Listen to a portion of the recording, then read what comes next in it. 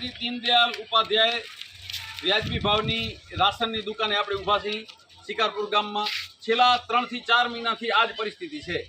ખરા ધામ બપોરે લોકો આવી જાય, આખો દિવસ રાહ જોઈને હાલ્યા જાય, પણ દુકાનદાર આવતા નથી। વાયદા કરી કે આજે તારીખ 30 છે, છેલ્લી તારીખ કહેવાય, એમના ફિગર લઈને પણ અગાઉ આપેલા નથી। એમનું રાશન વારંવાર ચવાઈ જાય છે।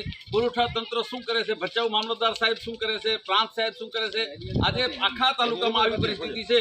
રેશનિંગના દાણા જેને મજા આવે એમ ખાય છે, મજા આવે એમ લૂંટ ચાલી રહી છે, કોઈ બોલનારો નથી। આ રાશનિંગની દુકાને આવનારા અરજદારોને વારંવાર ધક્કા ખવડાવી અને એમને શું મળશે? એટલે તંત્રને મારી વિનંતી છે, તાત્કાલિક અસરથી યોગ્ય કરે અને એમનાથી ન ચાલતું હોય તો અહીંયા બસ ચાલુ કરે। ફરતી બસ દ્વારા પણ રાશન આપી શકાય છે જો એમને આપવું હોય તો।